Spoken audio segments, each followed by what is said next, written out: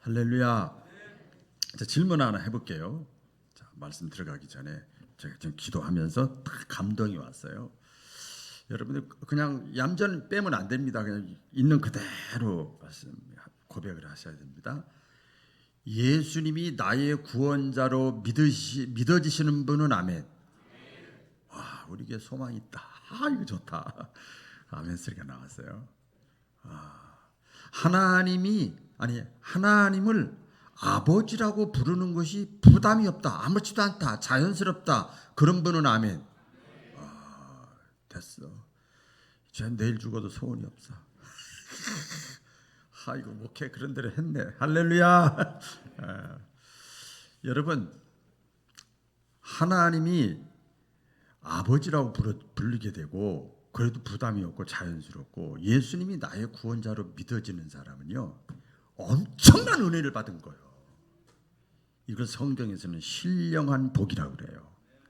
할렐루야. 그러니까 하나님의 은혜, 그 영이신 분, 그 강력하신 분, 그분이 내 속에 있어서 그게 고백되어지는 거예요. 계산해서 따져보고 지식으로 고백하는 게 아니에요. 그게 엄청난 복이요. 그러니까 그 중생 체험, 거듭남 체험이요. 그러면 막 그냥 너무나 좋아서 행복해서 막 당장 먹을 것이 없어도 상관없어. 손 하나 잘라줘도 상관없어. 막 너무 행복해요. 이런 체험이 있어야 이 세상을 이겨나갈 수가 있어요. 할렐루야.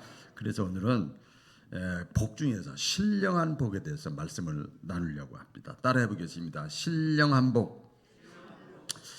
우리 사람들은 저나 여러분이나 다 똑같아요. 저도 사람이니까 복하면 좋아. 저주보다 복이 훨씬 듣기가 좋아요. 복 받기를 다 원합니다. 그중에 특별히 한국 사람들은 우리가 잘 아는 대로 복 받는 걸 되게 좋아해요. 엄청나게 좋아해요. 새해가 되면 우리 유럽 사람이나 서양 사람들은 영어로 어떻게 합니까? 해피 뉴 이어. 그 좋은 한 해가 되십시오. 상대방을 배려해. 그렇죠. 뭐 그런 행복한 한 해가 되십시오. 그런데 우리 한국 사람들 새해가 되면 어떻게 인사하죠? 그것도 배려긴 배려야. 새해 복 많이 받으세요. 이렇게 얘기를 합니다. 지금은 이제 전통적인 거를 잘 안 합니다만은 전통적으로 우리나라가 보면 그 밥 먹는 그 젓가락에도 복자가 들어가 있고 숟가락에도 복자가 들어가 있고 또 그릇에도 복자가 들어가 있고. 왜? 젓가락 집을 때마다 복이 같이 들어오라 이 말이에요. 밥 풀 때마다 복이 들어오라 이 말이에요. 그렇게 써놨죠. 또 이불에도 복을, 잠잘 때 복이 쏙 들어와라. 베개에다가도 복을 넣어서 그냥 베개에다가도 그냥 복이 쏙 들어와라. 한번 그 복을 원하는 거죠. 그런데 우리가 알아요. 이제 과학이 좀 발달하면서 그런 거 없어졌어. 잘. 왜 그런지 아세요? 우리가 잘 알아. 그렇게 한다고 복이 오는 게 아니라는 걸 안다 이 말이에요. 그렇죠? 그렇게 한다고 복이 오는 게 절대 아니죠. 우리 기독교는요, 기복 종교가 아닙니다. 제가 지금 복설교를 계속 하는데 언젠가도 기복 종교에 대해서 말씀을 드렸는데 기복 종교는 아니에요. 기복 종교라는 건 내가 하나님 앞에 정성도 드리지 않고 하나님을 기쁘시게 하지도 않으면서 복 주세요, 고쳐 주세요, 잘 되게 해주세요. 이게 기복이에요. 그게 미신 종교다 이 말이죠. 그런 종교가 아니죠. 그러나 성경에 보면 하나님은 복을 주시는 분이에요. 할렐루야. 따라해 보겠습니다. 하나님은 복을 주시는 분이다. 많이 있지만 민수기 6장 24절에 보면 여호와는 내게 복을 주시고 하나님은 너를 지키시기를 원한다. 내가 원하는 것보다, 내 남편 아내가 자식이 원하는 것보다 하나님이 더 원해요. 더 원해요. 말씀이 있어요. 하도 그걸 몰라주니까 이런 말씀이 있어요. 하나님은 너에게 복 주시기를 원하고 너를 지키시기를 원하노라 그랬어요. 그러니까 여러분, 축복은 우리 인간이 이렇게 원한다고 축복이 주어지는 것이 아니라 축복을 받아야 돼요. 받아야 돼. 할렐루야. 받아야 됩니다. 그래서 우리가 기억해야 될 것은 뭐냐면 진정한 복은 하나님이 주시는 게 진짜 복이에요. 내가 노력해서 받는 것 물론 큰 틀에서는 복이 될 수도 있겠지만 그건 복이 아니에요. 노력의 대가요, 근로의 대가요, 땀의 대가지. 그러니까 하나님이 주시는 복이 진짜 복입니다. 그 성경에 많이 기록되어 있어요. 하나님은 만복의 근원이세요. 뭐 하나만이 아니야, 꼭 물질만이 아니라 이 말이에요. 인생, 자녀, 건강, 뭐 미래, 뭐 사업 다 해당되는 거. 만복의 근원이 되시는 분이 하나님이십니다. 사무엘상 2장 6절 7절에 보면 나오잖아요. 이미 신앙의 선배들이 그 하나님을 경험하고 고백한 것이 성경 아닙니까? 하나님은 주시기도 하시고 거둬가시기도 하시고 살리기도 하시고 죽이기도 하시고 부하기도 하시고 낮추기도 하시고 그런 하나님이라는 거예요. 그런 하나님인 것을 체험한 거예요. 깨달은 거예요. 성경이 쭉 기록을 해놨어요. 오늘 그 본문 3절에 보면 찬송하리로다 하나님 곧 우리 주 예수 그리스도의 아버지께서 그리스도 안에서 하늘에 속한 신령한 복을 우리에게 복 주시되. 하늘에 속한, 어디에 속했다고 그랬죠? 하늘에 속했어. 잘 들으세요. 일단은 잘 들으세요. 땅에 속한 게 아니고 하늘에 속한, 하나님과 찌릿찌릿 연결되어 있는 거지. 아니, 손을 연결해야지, 주파수를 맞춰야지요. 하늘에 속한 신령한 복을 우리에게 주셨다. 신령한 복이에요. 신자의 신령한 복이에요. 이것을 이게 관주에 찾아보면요, 요한 3서 2절에 뭐라고 그랬는가 하면 신령한 복, 하늘에 속한 거, 하나님께 속한 거, 사랑하는 자여 내 영혼이 잘됨 같이, 내적인 거, 신령한 거, 영적인 것이, 이것이 잘됨 같이 하나님과 잘 연결돼야 내가 범사에 잘되고 형통하고 강건하게 되기를 원하노라 말씀하세요. 답이 나와 있잖아요. 그럼 신령한 복이 뭐냐? 세 가지로 오늘 본문을 통해서 나눌 텐데요. 신령한 복은요, 택하신 복이에요. 따라해 보겠습니다. 택하신 복. 선택의 복이라 이 말이죠. 하나님께서 나를 택하신 것이 신령한 복이 많이 있는데 가장 첫 번째 복이 뭐냐면 이 나를 택하신 거예요. 예, 콜 했단 말이에요. 콜. 찜 했단 말이에요. 너 내 거! 이거 말이에요. 이게 보통 복이 아니에요. 이게 하나님이 어떤 분인데 대단한 분이잖아요. 우리 성경도 말로 다 형용할 수가 없어. 하나님의 위대하심은. 근데 그 하나님이 대통령이 나를 기억만 해줘도 굉장한데, 어이구, 그분이 나를 선택했다는 거예요. 선택했다. 오늘 4절에 보면 다 같이 읽어볼까요? 시작. 창세전에 그리스도 안에서 우리를 택하사. 그렇게 말했어요. 창세전에 천지와 만물. 잘 보세요. 한번 상상을 해봐요. 의식을 확장시켜봐요. 천지와 만물이 창조되기 전에, 그러니까 우리가 태어나기 전이죠. 잘 들어보세요. 그 전에 창세전이요. 창세전에 오늘 그리스도 안에서 우리를 택했어. 이게 무슨 말인가 하면 그리스도 안에서, 예수님 안에서 우리를 택했다 말이야. 이게 무슨 말씀일까? 그것은 뭐냐면 내가 하나님 앞에 선택받았다는 걸 어떻게 알 수 있어? 제가 아까 제일 처음에 두 가지 질문했죠. 내가 하나님 앞에 창세전에 선택받았는지 안 받았는지 어떻게 알 수 있어? 그건 내가 그리스도 안에서 알 수 있어요. 이게 무슨 뜻인가 하면 예수님이 나의 죄를 위해서 십자가에서 죽으셔서 그분이 나의 구원자라는 사실이 믿어지는 사람, 그게 그리스도 안에서 나를 택한 거예요. 이건 믿어진다니까. 믿음은 그래도 하나님이 주시는 선물이에요. 선물. 믿어지는 거예요. 만일 우리가 택하심을 받지 않았으면 구원도 받지 못했을 것이고 여전히 우리가 죄 가운데서 사도 바울 표현대로면 있을 것이고 그래요. 그러나 우리가 택하심을 받았기 때문에, 보세요, 그런 하나님께 택하심의 은혜를 받았기 때문에 내 삶이 달라지는 거예요. 그리고요, 내 위치가 달라져요. 익산에 있어도, 못 배웠어도, 가진 것이 없어도, 나이가 들어도. 잘 들으세요. 선택받았기 때문에 내 삶의 질이 달라져요. 질이 틀려. 수준이 달라. 똑같이 하루 세끼 밥 먹고 자식 키우고 이렇게 하지만 질이 달라. 질이. 선택받은 사람들은 그래요. 그래서 삶에, 우리가 구체적으로 표현, 삶의 포커스, 방향이 달라. 먹든지 마시든지 살든지 죽든지 돈을 벌든지 자가용을 사든지 아파트 사든지 결혼을 하든지 자식을 낳든지 키우든지 양육하든지 방향이 달라요. 선택받았기 때문에 다른 말로 하면 삶의 목적이 달라지는 거예요. 똑같이 사는 것 같은데 이렇게 다릅니다. 그런데 요한복음 15장 16절 말씀에 또 보면 이런 말씀이 있습니다. 너희가 나를 택한 것이 아니요 내가 너희를 택하여 세웠다. 할렐루야. 이야, 여러분 이제부터 머리가 빽빽 서야 돼. 머리가 빽빽 쓰면 죽이시기 바랍니다. 너희가 나를 택한 게 아니고 내가 너희를 택하여 세웠다. 이게 신학적으로 무슨 말인가 하면 선행은총이라고 그래요. 선행은총. 내가 어떤 액션을 취하기 전에 하나님이 먼저 선방을 한 거야. 선방. 선행 은혜를 베풀어 주기 선행적 은총이라고 그래요. 하나님이 내게 먼저 은혜를 베풀어 주셔서 내가 하나님을 찾게 된 거예요. 이게 선행 은총이라고 그래요. 하나님이 내게 은혜를 베풀어 주셨다는 게 뭔가 하면 여러 가지 삶의 희노애락 여러 가지 삶의 과정 속에서 나에게 감동을 주셨어. 깨닫게 해 주셨어. 그래서 내가 하나님을 붙잡게 됐고 하나님을 믿게 됐고 하나님을 찾게 됐고 하나님을 의지하게 된 거예요. 여러분 이게 하나님의 은혜예요. 어떤 사람들은 얘기합니다. 나 지금 원불교하고 유교하고 불교하고 뭐 여러 종교 가운데 기독교를 내가 선택했다. 맞는 것 같은데? 더 맞는 것 같이 얘기해 볼까요? 잘 들으세요. 여러 여자들이 있는데 여러 남자들이 있는데 내가 선택했다. 맞는 것 같아. 맞는 것 같아. 직장이 여러 직장이 있는데 내가 선택해서 맞는 것 같아. 맞죠?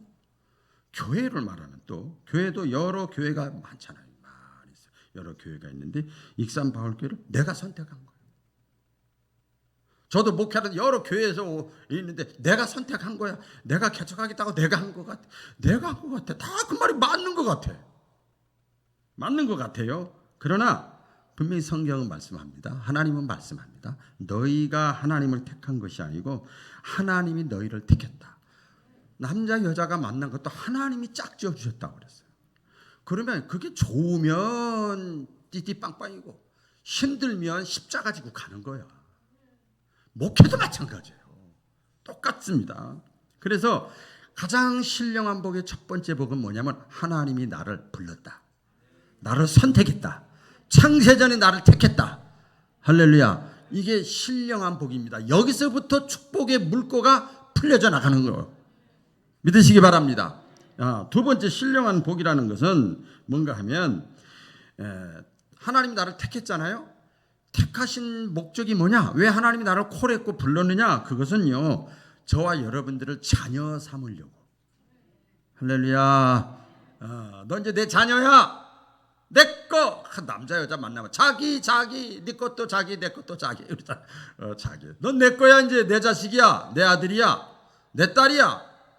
택하신 목적이 바로 그겁니다. 신령한 복이라고 하는 것은 뭔가 하면 하나님의 자녀가 되는 게 신령한 복이에요. 자 보세요. 그런데 왜 선택했냐? 자녀 삼고 아들 삼고 딸 삼기 위한 거예요. 5절에 보니까 여기 이런 말씀이 있습니다. 그 5절에 보면 그 기쁘신 뜻대로 우리를 어떻게 하사? 예정했어. 예정이요 예정. 우리는 가봐야 알잖아 뭐든지요. 하나님이 왜 하나님이 시간과 공간을 초월해서 같이 봐. 우리는 요 수평적인 시간을 보고 있잖아요. 지나봐야 아는 거야. 산 넘어봐야 아는 거고 우리는. 하나님은 안 그래요. 하나님은 예정하사 예수 그리스도로 말미암아 예수님을 영접하면 자녀가 되게 해준다고 그러잖아. 자기의 아들들이 되게 하셨으니. 아들들이 되게 하셨어. 또 갈라디아 4장 6절 보면 너희가 아들인 거로 하나님이 그 아들의 영을 우리 마음 가운데 보내사 아버지라 부르게 하셨느니라. 하나님의 영을 우리에게 보내서 하나님을 아버지라고 부르게 했어. 아까 자연스럽게 그 고백이 나오게 하셨어요. 로마서 8장 그 15절 16절 말씀에 보면 너희는 다시 무서워하는 종의 영을 받지 아니하였고. 무서워. 하나님을 너무 무서워하면 안 돼요. 하나님 막 이런 말하면 좀 그렇지만 하나님 앞에 막 땡깡도 쓰고요. 하나님 앞에 투정도 부리고요. 하나님 앞에 그냥 내가 무슨 잘한 것처럼 막 해야 돼. 그게 자식의 특권이거든요. 그거예요. 너희는 다시 무서워하는 종의 영을 받지 아니고 양자의 영을 받았으므로 아버지라 부르짖느니라. 부르짖는 거야. 막 큰 소리 치는 거야. 아빠 뭐 하는 거야? 아빠 뭐 하는 거야? 그러는 거예요. 성령이 친히 우리 영으로 더불어 우리가 하나님의 자녀인 것을 증거하시나니. 그죠? 증거하시나니. 그래서 내가 하나님의 자녀가 된 것을 어떻게 확인할 수 있는가 하면 아까 말씀드린 서울대 질문한 거예요. 하나님을 아버지라고 부르는 게 어색하지가 않아. 자연스러워. 여러분, 이 사람은 하나님께 신령한 복을 받은 사람인 것을 확신하시기를 주의 이름으로 축원합니다. 자, 그런데 여러 가지 가운데 하나님의 자녀가 됐다, 아들이 됐다고 하는 것은 여러 가지 그 의미가 있지만 가장 중요한 게 뭐냐면, 실제적인 게 뭐냐면 하나님이 보호하시고 지키셔. 아멘 좀 크게 봐요. 하나님이 보호하시고 지키시는 거예요. 하나님의 자녀가 되면 이제는 하나님이 보호하시고 지키시는 거예요. 하나님이 이스라엘 백성들을 그 모세를 통해서 출애굽을 하고 광야 40년 동안 살아갈 때, 지나갈 때 낮에는 구름 기둥, 밤에는 불 기둥으로 인도하시고 보호하셨어요. 신명기 32장 11절 12절에 보면 마치 독수리가 그 보금자지를 어지럽게 하고 그 새끼 위에 너풀거리며 그 날개를 펴서 새끼를 받으며 그 날개 위에 그것을 엎는 것 같이 여호와께서 홀로 그들을 인도하셨고 그와 함께한 다른 신이 없었도다. 그러니까 하나님이 딱 부르신 다음에는 하나님께서 독수리가 때로는 훈련시키는 것처럼 너풀거리고 그 다음에 딱 떨어지고 망가지고 그냥 자빠지고 끝났다 하면 다시 싹 세워지고 강하게 키워. 왜? 그 사람은 하나 때문에 하나님이 계획하신 것이 있거든요. 있어요. 그들을 인도하신다. 또 시편 121편에 보면 나오지요. 여호와께서 너로 다 같이 읽어볼까요? 시작. 여호와께서 너로 실족하지 않게 하시며 너를 지키시는 자가 졸지 아니하시리로다. 이스라엘을 지키시는 자는 졸지도 아니하고 주무시지도 아니하시리로다. 여호와는 너를 지키시는 자로 여호와께서 내 우편에서 내 그늘이 되시나니 낮에 해가 너를 상치 아니하며 밤의 달도 너를 해치 아니하리로다. 여호와께서 너를 지켜 모든 환난에서 명쾌하시며 또 내 영혼을 지키시리로다. 이게 반복적으로 나오는 게 뭐냐면 지키겠다는 거예요. 간단해요. 지켜주겠다는 거야. 지켜주겠다. 하나님이 자기 자녀 삼으시고 그 다음에 내가 너를 지켜줄게, 너를 보호해줄게. 이것은 하나님과 동행이고 하나님이 함께하는 거고 하나님이 임마누엘로 함께하시는 거예요. 이제 함께하시는 거예요. 그래서 하나님은 우리가 생각하는 대로 추상적으로 믿으면 안 돼요. 실제적인 하나님이야. 이 코로나 상황 속에서도. 여러분, 제가 바보 또라이요, 생각 없는 사람 아니에요. 저 코로나가 무서운 줄 다 알아요. 다 어떤 건지 다 알아. 제가 그거 모르겠어요. 그냥 이런 말하면 그죠. 박사기가 2개가 있는 사람인데 그거 모르겠어? 그거 모르겠냐고요.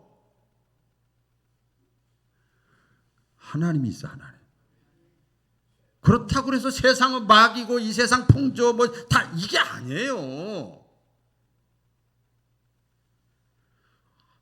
하나님이 안 보면 예수님을 보고, 예수님이 안 보면 성경을 보고, 성경 안 보면 담임 목사라도 좀 보고, 여러분들이 신앙이 좀 업그레이드가 됐으면 좋겠어. 저 뭐하면 여러분보다 먼저 잘 믿은 다른 사람을 보고 신앙이 좀 이렇게 회복됐으면 좋겠습니다. 추상의 하나님이 아니라 실제 하나님 지키신다. 밤에도 낮에도 졸지도 주무시도 아니하고 너의 모든 출입을 지키시마. 하나님이 말씀하셨잖아요. 말씀하셨어요. 이 아들이 되었다는 것은 이제 하나님과 함께 모든 것을 같이 하는 거예요. 동행하는 거예요. 내 것이 됐다. 그래서 이것은 이제 우리의 마음의 문이 열려야 됩니다. 따라해 보겠습니다. 영적인 눈이 열려야 된다.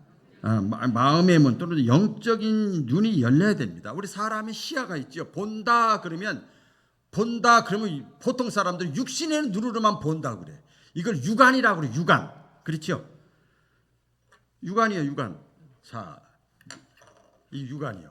제가 여러분 보이거든요. 지금 육안으로 다 보여. 하나도 없네, 사람들 이 자리에. 나 혼자 있네. 말이 돼요, 안 돼요? 육안으로는 이렇게 하면 다 보이는데 딱 가려지면 육안으로는 아무것도 안 보여. 나 혼자밖에 없네. 이건 내가 어리석은 거예요. 지안으로 보면 여기 앉아 있다. 다 알 수 있어요. 배운 지식으로 보는 시야가 있어요. 그렇게 다냐? 그 똑똑하고 잘난 사람이 다 예수 잘 믿냐? 안 그래요. 영안이라는 것이 있어요. 영안. 할렐루야. 영안. 그 이외에 그 너머 것을 보는 영안이 있어요. 영안. 마음의 눈이 열려야 이런 것들이 다 보여지는 겁니다. 영적인 눈이 오픈되기 위해서 힘쓰고 애쓰시기를 축원합니다. 그래서 기도의 자리, 예배의 자리, 찬양의 자리, 교제의 자리 자꾸 해야 영안이 이게 열려지는 거예요. 그 재산이 많은 아버지가 병이 들어서 죽게 됐어요. 그래서 재산이 좀 많아요. 그래서 정 재산 목록을 다 하고 아들에게 상속될 수 있도록 다 이렇게 했어요. 가정을 해보는 겁니다. 그래서 인감 도장을 다 찍어놨어요. 그리고 한 손에는 초콜릿을 들고 다른 한 손에는 상속 증서를 다 도장 찍은 거. 그리고 아들을 불렀어요. 근데 아들은 증서에는 아무 관심이 없어. 초콜릿에만 관심 있는 거야. 당장 달콤하니까 거기에만 관심이 있어서 아, 지금 주면 안 되겠구나. 지금 주면 안 되겠구나야. 할렐루야. 지금 주면 안 되겠구나. 아, 이 증서 버릴 거 아니에요. 더 중요한데. 그래서 이제 아들이 성장해서 대학을 졸업했습니다. 그래서 그 후견인과 함께 이제 초콜릿과 함께 아버지의 상속 재산 증서를 꺼내 놓으면서 아들에게 딱 놨어요. 근데 아들이 그 아버지의 친필을 보고 아버지가 나를 향한 마음이 이런 게 있었구나. 감동을 하는 거예요. 너무 기뻐하는 거예요. 이 선택을 제대로 이렇게 하는 거죠. 감사의 눈물을 흘리면 마음의 눈이 열리게 되는 거예요. 영적인 눈이 열리게 되는 거예요. 그래서 우리 본문 18절 19절 말씀에 보면은요 이런 말씀이 있습니다. 너희 마음의 눈을 밝히사 그의 부르심의 소망이 무엇이며 성도 안에서 그 기업의 영광의 풍성이 무엇이며 그의 힘의 강력으로 역사하심을 따라 믿는 우리에게 베푸신 능력의 지극히 크심이 어떤 것을 너희로 알게 하기를 구하노라 그랬어요. 그러니까 하나님이 나를 향한 소망이 뭔가, 하나님이 나를 향한 계획이 뭔가, 하나님이 나를 향한 비전이 뭔가, 기대가 무엇인가를 깨달아지는 거예요. 할렐루야. 그래서 여러분 이게 소명 속에서 크게 더 사명감이 생기는 거야. 이것 때문에 내가 저 사람하고 결혼했구나. 이것 때문에 내가 익산에서 사는구나. 이것 때문에 나에게 이런 문제가 있었구나. 이게 깨달아지는 거예요. 깨달아지는 거예요. 예.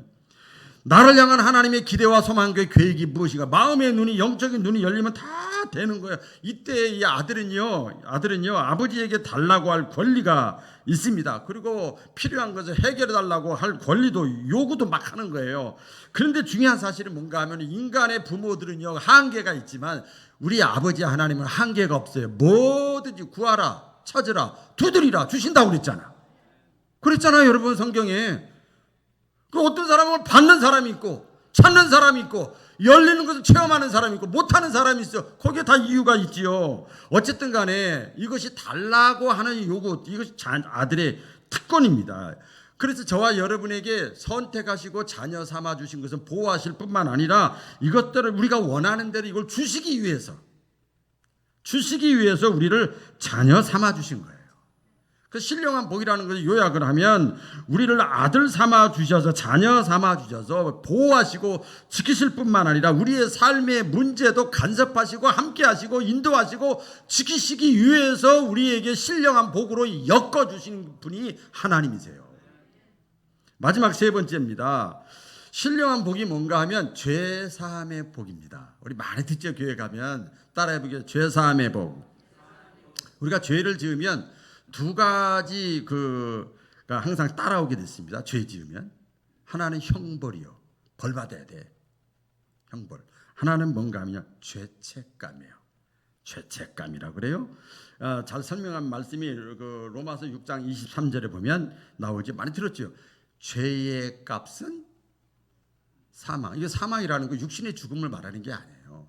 가깝게는 그렇게 하지만 깊게 보면 멸망을 말하는 거예요. 지옥을 말하는 거예요. 그러나 하나님의 은사, 하나님의 은혜는, 하나님의 사랑은 그리스도 예수 우리 주 안에서 영생이니라. 할렐루야. 이렇게 말씀을 했어요. 우리가 죄를 지으면요 가장 먼저 뭐가 따라오는가 하면 1차적으로 따라오는 게 형벌이었죠. 예를 들면 어떤 사람이 우발적으로 살인죄를 범해서, 요새 살인죄가 아주 많아요. 그 가정을 또 해봅니다. 그 사람은 결국 붙잡히죠. CCTV로 다 해가지고 다 붙잡았어요. 잡아가지고 조사를 받습니다. 그리고 조사를 받은 다음에 재판을 받게 되지요. 그리고 몇 년간 형벌을 받습니다. 교도소 생활을 이제 합니다. 그리고 형벌을 다 받으면 어떻게 되지요? 두부 먹죠. 나와서 출소를 해요. 출소했어. 다 해결된 것 같은데 아니야. 아직도 이 사람 마음속에는 뭐가 있냐? 죄책감이 있어. 잘 들으세요. 죄책감이 있어요. 형벌을 내가 다 받았음에도 불구하고 사람들은 그래서 그 사람은 그래서 형벌 받고 다 곤혹을 치르고 출소했는데도 사람들은 그 사람 뭐라고 그러는 줄 아세요? 전자 과자 자라고 그래. 전과자라고 그래요. 어디 제대로 못하고 불행한 것이죠. 그래서 이게 뭐냐, 자기 스스로도 그걸 느껴. 이게 죄책감, 길트, 죄책감이 죄책감. 내가 형벌을 받았지만 죄값을 받았는데도 불구하고 아직도 심적으로는 해결되지 못한 문제, 죄책감이 있는 거예요. 이런 것이 있지요. 그런데 여러분, 성경에 우리가 보면 예수님, 하나님의 아들 예수님에 대해서 보면 예수님이 십자가에 돌아가심으로 말미암아 형벌의 문제와 죄책감의 문제를 동시에 완번에 단번에 해결하신 것을 믿으시고 크게 아멘하시기를 바랍니다. 오늘 본문 7절 말씀에 보면은요, 이런 말씀이 있어요. 우리가 그리스도 안에서 그 은혜의 풍성함을 따라 그의 피로 말미암아 구속 곧 죄 사함을 받았으니, 예수님의 그리스도 안에서 피로 말미암아 구속 죄 사함을 받았으니, 구속이라는 게 뭐냐면요, 형벌을 면제해 주는 거예요. 형벌을 면제해 주는 거예요. 예수님께서 대신 받았으니까. 보라, 세상 모든 사람들의 죄를 대신 지고 가는 하나님의 어린 양이로다. 대속의 죽음이라고 얘기를 하잖아요. 그래서 구속 받은 것은 형벌의 문제를 예수님께서 다 해결해 주신 거예요. 뿐만 아니라 뭐라고 그랬어요? 죄 사함을 받았으니. 예수님이 십자가의 죽음이 그렇게 뭐 1,000,000원짜리가 아니요, 형벌만 면해줄 정도가 아니라 이 말이에요. 죄 사함까지도 주신 거예요. 그래서 우리가요, 여러분, 구약의 관점에서 보면 이 형벌을 계속 받아야 됩니다. 구약에는 죄 지면 그 자리에서 직사하고 죽이고 막 그랬잖아요. 지금 안 그랬잖아. 죄 짓고도 빤지라 안 그런 척했더래요. 경건한 척했더래요. 다 하잖아. 그래도 하나님이 다 봐줘. 저와 여러분을 다 봐줘요. 그래서 여러분, 구약에서는 어때요? 신앙생활하면서도 이 구속의 은혜, 죄사함의 은혜는, 예수님 십자가 은혜를 우리가 분명하게 체험하지 못하면 교회 다니고 신앙생활하면서도 나 같은 게 뭐 내가 얼마나 죄가 많아서 내가 저 목사님 날 몰라서 그래. 아이고 내가 이런 사람이고 저런 사람이고. 그게 그 율법에서 사는 거예요. 그게. 그렇게 따지면요, 저 설교 못합니다. 목회 못합니다. 예수 그리스도의 뒷배경이 있는 거예요. 이 사실을 확실하게 알려주는 말씀이 로마서 8장 1, 2절인데요. 보면 다 같이 읽어볼까요? 로마서 8장 1, 2절 시작. 그러므로 이제 그리스도 예수 안에 있는 자에게는 결코 정죄함이 없나니 이는 그리스도 예수 안에 있는 생명의 성령의 법이 죄와 사망의 법에서 너를 해방하였음이니라. 너를 자유하게 했음이라. 할렐루야. 여기 보니까 이제는 그리스도 안에 있는 자에게는 예수 값이 엄청난 거예요. 여러분, 예수 안에 있는 자에게는 주음같이 붉은 죄가 있다 할지라도 함부로 정죄하면 안 돼요. 그래서 예수 믿는 사람 함부로 손가락질하고 욕하면 안 돼요. 그 누굴 욕하는 거냐? 예수님을 욕하는 거예요. 잘 우리가 영적으로 아셔야 됩니다.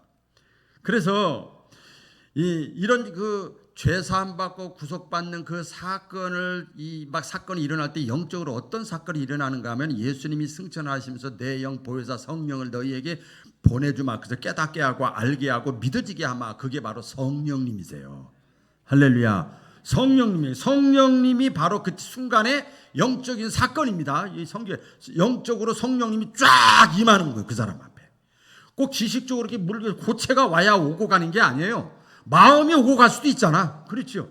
영적으로도 오고 가는 거야. 영적으로 성령님이 인쳐줍니다. 오늘 본문 13절 말씀에 보면은요, 이런 말씀이 있습니다. 그 안에서 너희도 진리의 말씀 곧 구원의 복음을 듣고, 뭐하고? 듣는 거예요. 그 다음에 그 안에서 또한 뭐해요? 믿어 약속의 성령으로 인치심을 받았느니라. 듣고 믿어져주는 순간에 내가 믿는 게 아니라 성령님이 믿게 하셔. 그 인치심을 받는 거야. 인치심. 이번 수요일 날도 그 성령의 인치심에 대해서 말씀을 드렸는데, 우리가 집이나 땅을 사면 마지막으로 최종 등기하기 전에 이거 내 거야, 이거 분명해, 이거 딴 사람 못 건드려, 이렇게 하기 전에 뭐 최종적으로 뭐 하는가 하면 서류에 도장을 찍어요. 도장. 누가 손 못 대, 이것은. 아무리 주먹이 센 사람이라도 안 돼. 안 되잖아요. 인을 찍는 거야. 도장을 찍듯이 인을 치는 거예요. 이것을 원뜻에 보면 보증을 쓰는 거예요. 보증. 누가? 하나님이, 하나님의 영 성령이 보증 쓰는 거야. 박운함이 내 거야. 까먹고 있어요. 그 증거예요. 증거. 그래서 내가 선택한 이 박운함이는 하나님이 하시는 말씀이에요. 내가 선택한 이 박운함이는 여러분들은 내 자녀다. 남이 내가 내 자녀 야단치는 건 괜찮은데 남이 내 자녀 야단치면 내가 가만 안 둬. 대개나 그 사람 싫어할 거야. 미워할 거야. 미워. 그런다 이 말이에요. 내가 선택한 박운함이 내가 인쳤어. 내 자녀야. 내가 인쳤어. 내가 책임질 거야. 모든 것 다. 할렐루야. 이 말씀이지요. 그 성령으로 인쳤다는 게 뭔가 하면 성령님이 들어오셨다는 거예요. 할렐루야. 성령님이 내 마음속에 들어오신 거예요. 그래서 고린도후서 말씀에 보면 이런 말씀 있죠. 1장 22절 저가 또한 우리에게 인치시고 보증으로 성령을 우리 마음 가운데 주셨느니라. 인치는 순간에 성령님이 우리 마음 가운데 임하시는 거예요. 그리고 고린도후서 5장 5절 곧 이것을 우리에게 이루게 하시고 보증으로, 또 보증이라고 그러잖아요. 보증으로 성령을 우리에게 주신 이는 하나님이시니라. 하나님 거니까 하나님이 성령을 주셔서 믿어지게 하시는 거예요. 그래서요, 여러분, 우리는 성령의 인치심으로 하나님께 보증받은 사람이요. 보증서 봐봐. 증권 봐봐. 이러잖아요. 보증받은 사람들이요. 그러니까 내 뒤에는 하나님이 백그라운드라는 거예요. 믿으시면 크게 아멘.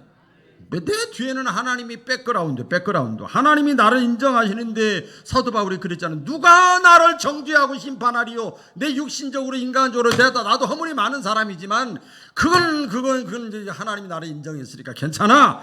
이 세상 그 누구도 자기 자신까지도 자기를 학대할 필요 없어요. 자기를 비하시킬 필요가 없어요. 자기를 심판할 수가 없어요. 하나님이 다 구속하시고 죄사함 시켜주신 거예요. 그래서 여러분, 육적인 눈, 지적인 눈으로만 바라보지 마시고 마음의 눈, 영적인 눈을 뜨고 하나님의 말씀의 거울이라고 그러잖아요. 여러분, 이거 거울. 하나님의 말씀의 거울을 보고 세상을 보고 시대를 보고 자기 자신에게 일어난 일을 보세요. 그러면 하나님이 내게 주신 신령한 복이 뭔지가 보이는 거예요. 하나님이 나를 택했구나. 하나님이 나를 자녀 삼아 주셨구나. 뿐만 아니라 이 세상 끝까지 나를 인도하시고 크게 하며 보호하시고 지켜주시고 함께 하시는 좋으신 하나님이시구나. 이게 됐잖아요. 여러분, 매일 설교 듣지만 여러분 이 사실을 잊지 않기를 축원합니다. 이것이 모든 것이 하나님의 은혜요. 그러니까 최고의 복은 신령한 복이에요. 이 신령한 복을 내가 확신하고 붙잡고 바라보면서 주 안에서, 성령 안에서 부족한 대로 담대하게 적극적으로 기죽지 말고 두려워하지 말고 여러분 살아갈 수 있기를 주님의 이름으로 축원합니다. 기도하겠습니다. 하나님 아버지,